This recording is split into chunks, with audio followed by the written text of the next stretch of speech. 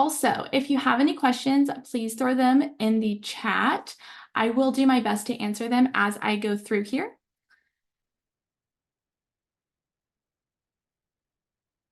All right, you guys, I'm going to go ahead and start. So I am Haley. I'm the head of growth here at CareWork, and we're going to go over ad structures and ad budgets today. This is a really important part of the recruitment process, mostly because this is how you're going to attract your applicants. And I say this very lightly, but a job ad is kind of like sales, right? So you want to have a very strategic job ad structure. And so that's what we're going to talk about today. So I am the head of growth here at CareWork. I do advanced recruiting strategies. So job ads, hiring funnel issues, all of that, that is my main job. I am a data lover, so I'm always going to bring it back to the data. I'm a mom of 3, I am an Army wife, and I am a CareWork recruiting expert. I have been here for over 2 years, and the love that I have for this industry is just unmatched. What recruiters do every single day, just bringing more caregivers into the homes of people that need it the most, is amazing. So I'm very passionate about it. I also talk really fast, so if you need me to go back or if you need me to slow down, just pop it in the chat. So we're going to go over job ads and job ad structure and then budgets, and then we're going to dive into just a little bit of data on how we can tell if our job ads are working. So just a quick overview. I'm mainly going to be talking about Indeed, although the same structure and strategy would apply to any other job board. There is just some features in Indeed that can be confusing, and I want to go over those. So it is a dynamic platform. It's very vital to understand how to optimize your job postings to attract the best talent. Most applicants use mobile devices to browse and are searching for shift details and benefit information. They're going to be looking at all of that first. So to stand out and attract the right candidates, it's just really crucial to write a well-crafted job ad. So we're going to go over some tips to assist you in writing an effective job ad description on pretty much any job posting platform, and that's going to include Indeed. So here are some steps to take. We want to start with a clear job title. And what that means is we're going to avoid using too many words, especially for free ads. If we use really long job titles in free ads, they're actually going to get less visibility, and the off chance or the chances of your job ads getting flagged is a lot higher. So if we're doing free ads on Indeed or Bamboo HR, wherever you're posting your ads, we want to keep it very simple. We want to do like CNA, caregiver, HHA, LPN, and RN. Those are the most common words searched on Indeed.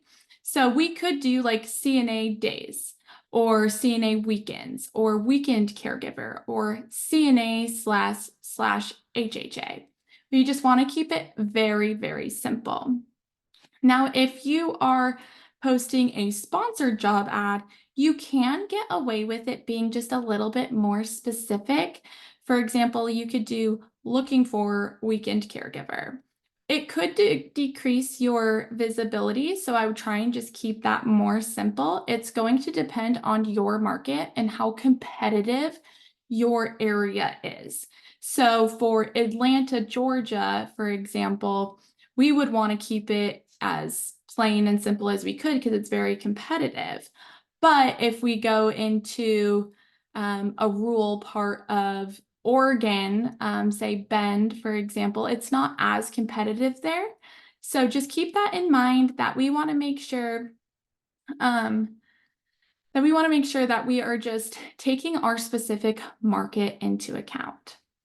So the next thing we want to do is just outline the responsibilities, the qualifications, and the expectations for the role. You want to be specific about the skills and experience that are required for that position. So make sure that you are using bullet points. It's easy to read. They can understand if they are qualified really quickly. And then the next part is we want to emphasize the benefits and the perks. This is probably going to be the most important part of your job ad. So listing the benefits, the perks, and advantages of working for your company. So this can include, your competitive salaries or whatever health benefits, flexible work arrangements, or career growth opportunities. If there is room to grow in your agency, put that in your job ad. Caregivers are looking for places where they can not only grow within a different position, but where they can stay and have sustainable work-life balance, right? So if there is an option to grow within your agency, put that in your job ad. There are also a lot of hidden benefits that a lot of agencies have to offer. And those could be things like caregiver appreciation programs, mentorship programs, extra pay incentives, if you work weekends or nights or pick up shift incentives, any of that, throw it in your job ad. It could be, your caregiver mentorship program. That could also be a way for your agency to provide a growth opportunity. So if you have one of those programs and you have like a lead caregiver or a caregiver that's just blowing it out of the water, the next step could be, hey, you're actually going to be partnered with two caregivers that are brand new because you're just doing amazing and we love the way that you work. And you're going to be there to help them like navigate their first 30 days with us, help them answer their questions, anything like that. That is really, really beneficial and it will help you stand out. So throw all of that in there. And I do want to say, it never hurts to have your list of benefits longer than like the responsibilities, right? So if you have like a lot of requirements and a lot of responsibilities like to work at your agency, that's where I kind of start to think of what can be asked in the phone screen and what is like an absolute requirement to even apply for the job. So if something can be asked in the phone screen, but isn't an absolute requirement for the position, we're talking like must be 18, have a driver's license, social security card. Those are like non-negotiable requirements. But if it's experience-wise and you would rather talk to them on the phone because maybe your agency accepts 6 years of personal experience, and so we don't want to reject those applicants, we could take those out and just add them to your phone screen. So the requirement section doesn't look so scary. You still want to be transparent with those non-negotiables, but if it's something that you could be a little bit more lenient on, let's just go ahead and take those out and just put them in your phone screen so that it's not, the caregiver first mindset is putting your people before your resources. And what that means is we're going to do everything that we can to get these caregivers to apply and just meet with us the first time. Because usually when they're able to meet with you, they're most likely to show up. That is different for every agency, and we can talk about that in just a couple of minutes. But getting them in the door to meet you and get a feel for your culture, that's that first make or break point. So we want them to apply. So let's take out any of those maybe requirements and put those in our phone screens and just keep the non-negotiable in your job ad. So here is an example of a general ad. And what that means is there's no specific shifts that you're looking for. There's no specific experience that you're looking for, specific client that you're looking for. You're just trying to hire more caregivers. We would want it to look something like this. So you're going to put the job description and think of it as, what are you looking for? What will the caregiver be doing? And you want to write this part like you were speaking to your ideal caregiver. So be clear and direct, but let's be brief, right? So for example, we are looking for a compassionate caregiver with 6 months of experience who wants to join an award-winning team that can provide personal care to our clients and assist in all daily life activities, including transporting clients to appointments. That gives what you're looking for, kind of gives a little insight to who you are, that award-winning language, and then kind of a glimpse into what you would need them to do. And then next, we are going to have the hours. So for a general job ad, you could do, part-time days, nights, weekends. There's no specific shift. We like to say the more specific you can get, the better. But if we're just trying to hire caregivers, we can say part-time days, part-time nights, weekends. But you want that to be on there. Now for the pay. We always recommend exact pay. A range is okay, but if you can put the exact pay rate, then that is best. And we say that because we don't want applicants to apply who they would not resonate well with that pay rate, right? So if you are sponsoring a job ad, every time someone clicks on your job or they apply to your job, it uses part of that budget. So if we can put exact pay on there, that's always ideal, but a range is completely fine if it depends on like experience or you would rather talk to them first. After that, we want to put the location. If there isn't a specific location, you don't have to put the location at all. But if there is like you need it in a specific city or a specific area, put that on there so the caregiver knows whether they could possibly work there or if that would be a struggle for them. And then we want to put our benefits. Benefits should always come before requirements. And this is for many reasons, but mostly because a lot of these caregivers are applying really quickly. They're applying on their phone, and we want them to see what you give or what you have to offer before what's required of them. It's a little bit of that psychological balance there. So benefits, what you give. Put everything you are offering, including any additional training or additional programs that you have. So, for example, daily pay via tap check, full medical, dental, and vision for full-time employees. If you have a sign-on bonus, put that there. And then, when they would receive that. So it could be, for example, after working 30 shifts, I just made these numbers up, you guys. So I know $150 as a sign-on bonus is like not ideal after working 30 shifts, but you get the point.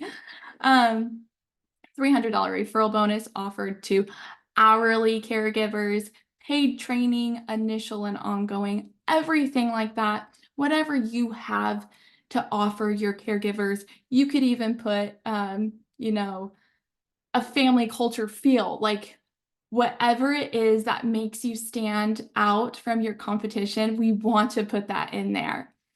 And then we're going to list our specific requirements. What is it that you need? So your non-negotiable requirements, and you just want to make these really clear. So driver's license, social security card, auto insurance, 6 months of caregiving experience. If there is no if, ands, or buts, it doesn't matter if they have personal experience or if it's a really regulated state. Still, let's just put that on there, but we'll leave it out if there is some wiggle room with that. So that's just for a general job ad. We have what are you looking for, a little bit about who you are, the hours, pay, location, if there is one, benefits, specific requirements, and that's it. The next one that we're going to look at is a specific job ad. So it's going to be the exact same thing, but the verbiage is going to be just a little bit different. So, for example, we are looking for a compassionate caregiver with 6 months of experience who wants to join an award-winning team that can provide personal care to our clients and assist in all daily life activities, including ambulation support. Here at your agency, we value our caregivers and can't wait to hear from you. That gives a little bit more specific details into what they will be doing and what you need from them. This is where you'd also put your shift details. So if you need 6 a.m. to 6 p.m. Monday, Wednesday, Friday, if you can disclose what you need or the experience that the caregiver would need, this client has Alzheimer's and dementia and would need help with bathing and ambulation. You don't have to put that. You can absolutely talk about that in your phone screen. It all depends on your agency's policies and your state policies. I have just personally seen that work really well. And then pay, same thing. Exact pay is ideal, but a range is okay. Location, usually if you're hiring for a specific shift or client, you would have an ideal location, but you can put within 10 miles of Austin or something like that.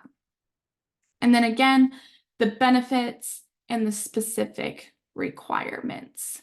Do we have any questions about any of that, or do I need to go back over anything before we move on? Okay. If we do, go just pop it in the chat for me. So next is going to be budgets. And this is a really hard topic because Indeed, it is a company, so it does try to make money, and it seems like that's always changing with their new offerings and their new recommended budgets and everything like that. But there is ways that we can go around that and just see what really works for your specific market and your agency. That's not to say that a budget is not recommended. We definitely still recommend some sort of budget for Indeed's algorithm purposes. So let's dive into that. All right, so Indeed specifically, this is just specifically about Indeed. We do have 3 different budget types. We are going to have our daily budget, our monthly budget, and our paid per apply. A daily budget is just a set amount per day that you can apply to the job ad. So this can range from as little as $5 to $10 a day and go up as high as honestly you would like. Daily budgets are harder to control and can get really expensive and very quickly, as they don't cap the amount of money spent per day. Even if you're like, I only want to spend $5 to $10, if people are still applying, they're still going to allow them to apply, and you're just going to be spending more money that day. So you might have a $5 budget, but you end up spending $12 that day. And that can get really frustrating, especially if you're trying to budget, right? You're trying to financially plan and you're talking about cost per hire and all of that. That gets really, really frustrating really quickly. And then we have our monthly budgets. So these are more controlled and easier to work with because they spread out the spending amount throughout the whole month. And you can cap this amount so you don't go over the amount that you set, making it more reliable. You can do that in your Indeed account if you go to campaigns, and it will pop up like where you have all of your job campaigns. You can enter the amount of like the absolute amount that you're willing to spend per month, and they won't go over that. What will probably happen is they'll either pause your job ad once you hit that, or they'll just reduce visibility. And then we have paid per apply. This is the least recommended option.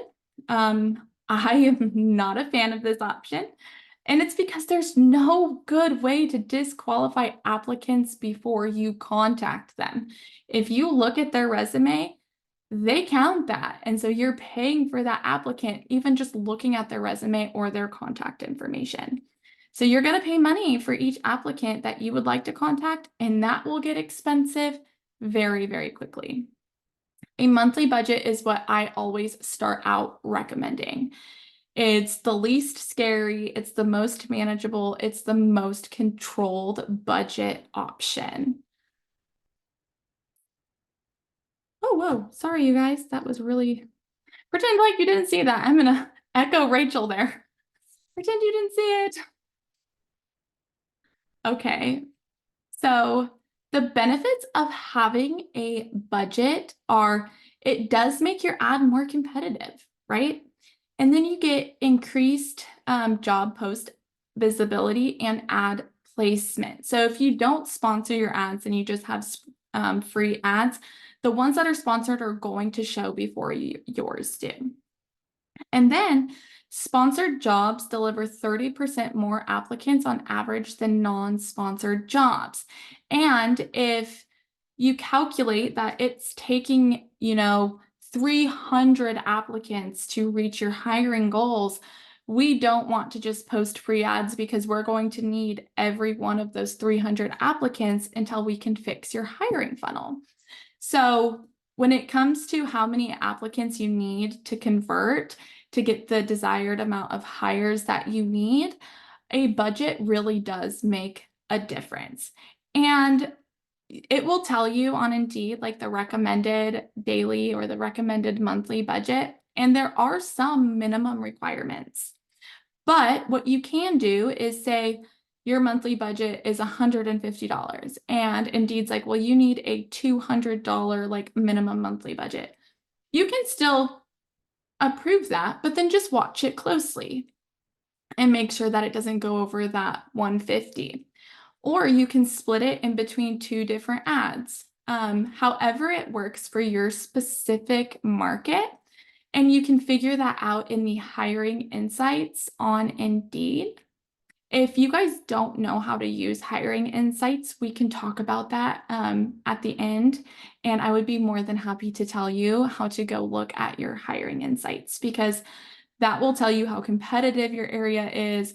You'll be able to see jobs postings in your area to see what other people are paying and posting. And it's really, really beneficial. So please let me know if you need help finding any of that information. But with all of that being said, sponsored ads will perform better. And that makes all of the difference when you need every last applicant to meet your hiring goals. So how do we determine that budget, right? That's always the main question. It's like, well, yeah, Indeed says I need to spend this, but do I really? So this is what we like to do. We like to start with a small monthly budget, and that can provide you the data you need to determine how much is required to achieve your target number of hires without wasting your resources. And I mean that financially, but I also mean that in time. If you're a recruiter or you are the recruiter and you're trying to find out the algorithm and what you should be spending and everything like that, that's wasting valuable time. And that is a resource because you could be doing something else during that time. You could be interviewing or you could be figuring out a new onboarding program or anything other than spending 3 hours on the phone with Indeed. So if you notice that the minimum monthly budget isn't yielding you any results, you can begin increasing that amount in increments of $25 to $50. And I'm saying this as monthly. I recommend monthly budgets until you reach the maximum budget that your agency is willing to spend. So if it's $300, we can start out at $100 and see if that gets us. If it doesn't get us nearly to where we need to be, we could be like, okay, so let's do 125 or 150. Okay, that got us close. Maybe 200 will do it. Okay, we saw results with 200. We're going to stick with 200 for the next couple of months. And as you see that, ebb and flow, you can adjust that with the numbers that you are seeing. So that's why I'm going to echo Rachel again, tracking your applicants so that you know what's working when it comes to your job postings is going to be crucial. Because if you upped the budget and you got 50 more applicants, you're going to know from the previous week, if you're tracking those metrics and that data, that it was worth it. So then the next thing is, if you're used to spending hundreds or thousands of dollars on Indeed, and you're concerned that reducing that budget might impact your results, what we can do is reallocate the leftover funds into additional hiring or show up incentives. And what I mean by that is, if you find out that, $200 works and you were spending $700, you could take $200 of that extra money and throw that into hiring incentives. We like to use what's your favorite candy, or one of our recruiters, she might even be in here, just did one where they asked your favorite Starburst flavor and they did like a cute little quote. Like, we can roll that in to incentives to show up. That could be as big or as small as you wanted it, but it'll also help your agency stand out from the crowd. So don't be scared if you realize that, wow, I don't have to spend that much money on Indeed. I'm actually getting the results that I need with a lower budget. You can take some of that and just roll it back over, and you'll be surprised at the increase of applicants you get by just that little change.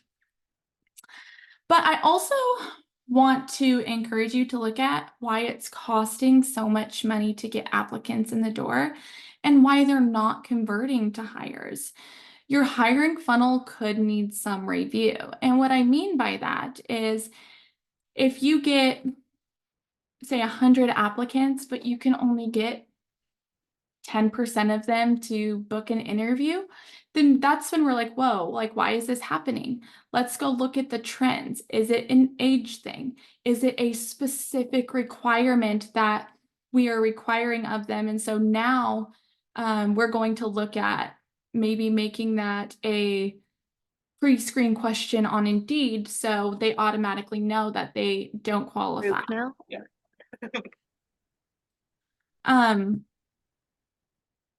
Sorry, is somebody talking? Okay, I thought I heard someone unmute. So yeah, absolutely, Cheryl. I will tell you how to do that when we're done with this.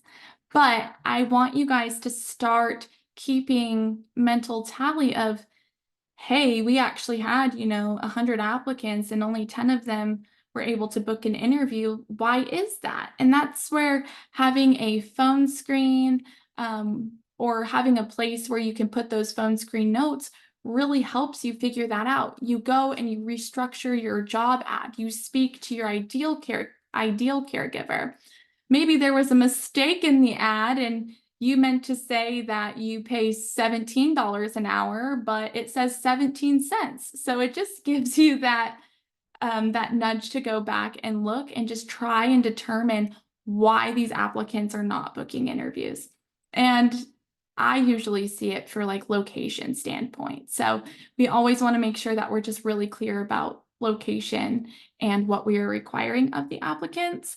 And then hopefully that will reduce the amount you have to spend on Indeed once you're able to fine tune those ads and attract your ideal caregiver.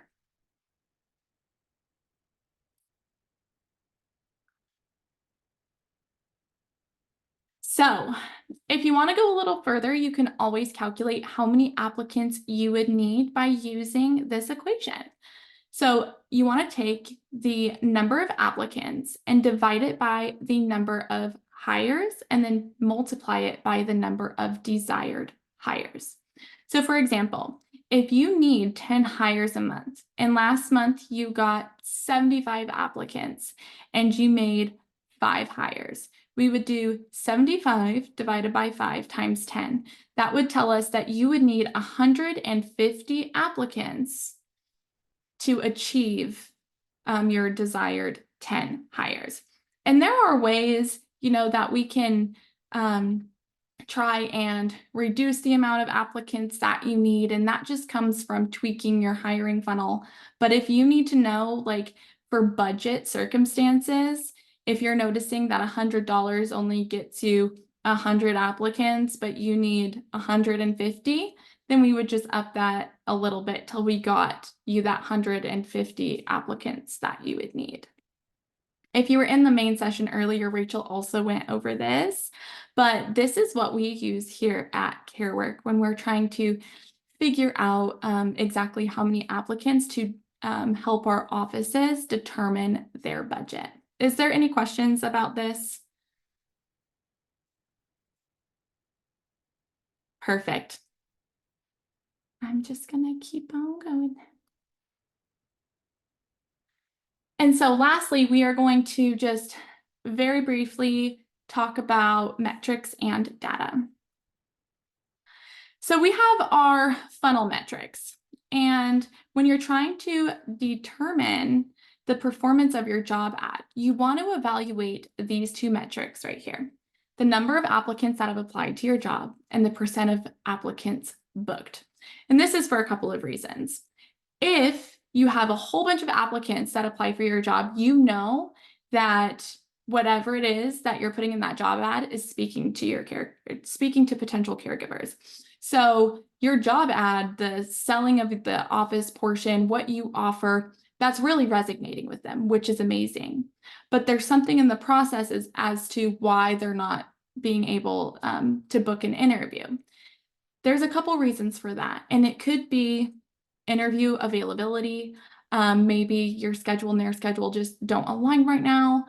Maybe it's a requirement that they, missed because they usually read a job ad for less than 2 minutes. So maybe it's that. Maybe it's a specific area that they just can't travel to, or they have to have their own transportation. Whatever it may be, you would track those trends just by reviewing notes. And then the percent of applicants booked, this is probably, I would say, the second metric that a lot of offices do have trouble with. And it's one that we try and fine tune a lot.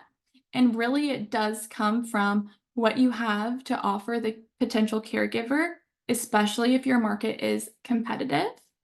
And then how your culture and your agency feels to them when you get them on the phone. We like to say here that we're going to treat every potential caregiver like it's the first caregiver that we spoke to that day. And that does get really hard. Maybe you had someone call out and you're trying to fill that shift, but you really need to hire more people and you're just really frustrated. But when they speak to you on the phone for that first time, we need to make sure that we are happy and we're upbeat because that is their first impression of your office. And so if it was a bad day and you're just feeling really low that day and you give really low energy, everything that they may qualify completely, but it may be they're like, oh, well, this doesn't sound like the job ad. They said that, they were really family oriented, like culture, and they had all of these things, but what they said in the job ad just really isn't resonating with me on the phone right now. That could also be why they're not booking. And the other one would be consistency. So if what you put in your job ad isn't consistent in the phone screen, that trust right there could be broken. So what I want you guys to do is go look at your job ads and go look at what you tell them on the phone and make sure they align. I know that, we get busy and some things get missed in the job ads.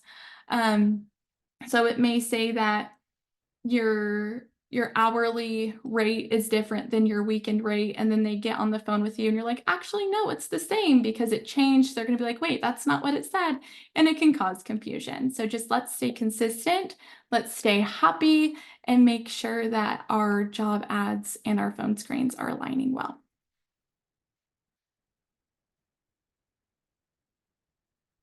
So what are these metrics going to tell you? Applicants applied. This is going to tell you your ad visibility. If people are applying, that means the budget is good for the algorithm. People like what you are offering, and what you have to say in your job ad means your budget is good, and then what you offer is competitive. And you can do this by doing the market research or looking at your analytics on Indeed. It does get a little bit of a little addicting. So I will say don't look at it every single day, but if you just want to evaluate that weekly, because it will drive you bonkers if you look at it every single day. And then applicants booked. This is going to tell you if the applicants applying are qualified. It's going to tell you if your job ads are giving the right information, the correct information. This is going to tell you if your requirements are too strict or not strict enough. If you're getting too many unqualified applicants, maybe you do have to be a little bit stricter in your job ad.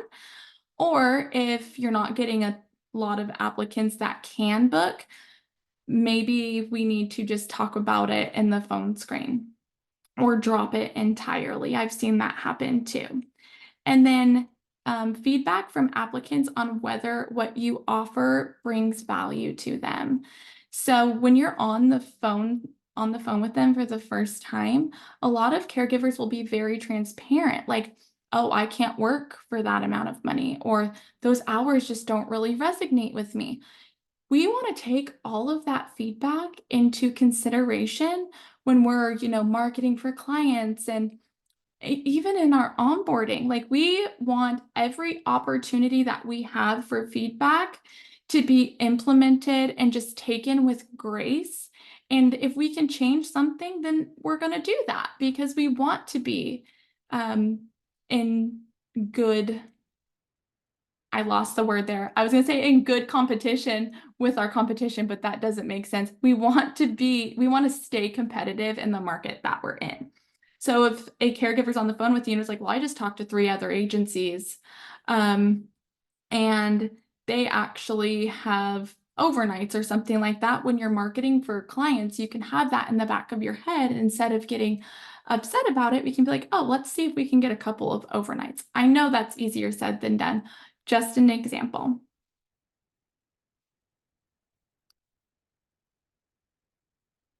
So the conclusion to all of this is just having a well-structured job ad with competitive benefits will help you stand out against your competition. Standing out isn't about how many applicants are applying. It's all about how many applicants you are converting. So when you approach these issues with a data-driven mindset, you can start to piece together what needs to be fixed, and that will all come relatively easily as long as you're tracking these numbers. All right, you guys, are there any questions? I feel like I went through that really fast, but actually I'm right on time. If there isn't any specific questions, Cheryl, I can go ahead and kind of explain where you would find those hiring insights on Indeed. So when you log in, on the left-hand side, where it's kind of like you have job postings and like the help section, usually it's a darker area, like a black area. There will be a place where it says analytics.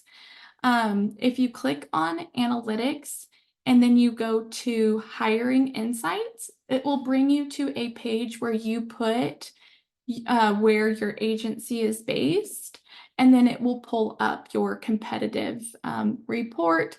And then from there, you can just kind of see and it'll even include like McDonald's and stuff in there, but you can start to see like the highest ranking agencies. If you click on them, it'll pop up their job ads. It's a really, really great tool to use when you want to see if what you're offering is competitive. All right, I'm going to stop sharing my screen now.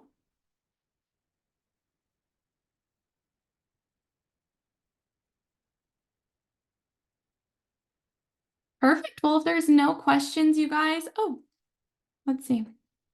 Where do you find success with spacing out locations on sponsored jobs? Indeed, for example, if you need multiple hires in multiple cities, what is the recommended distance to post jobs in or number of jobs to post? Okay, this is an excellent question, and I absolutely love this question.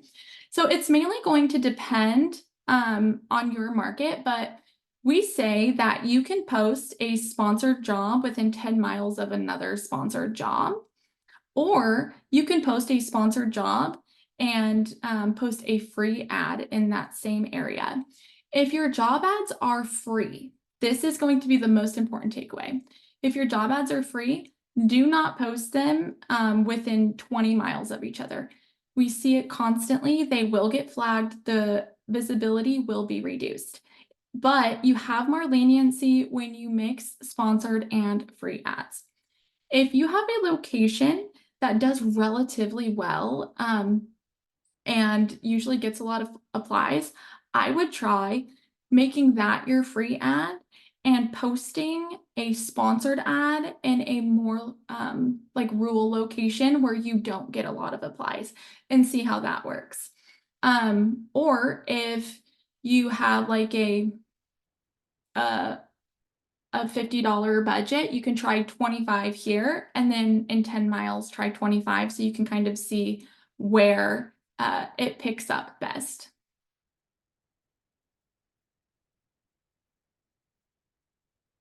Absolutely. Thank you for asking the question.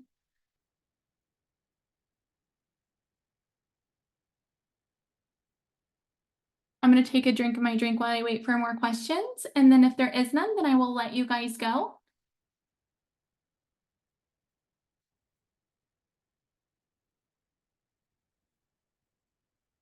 Perfect. Thank you guys so much for being here with me today. I so enjoyed talking to you guys.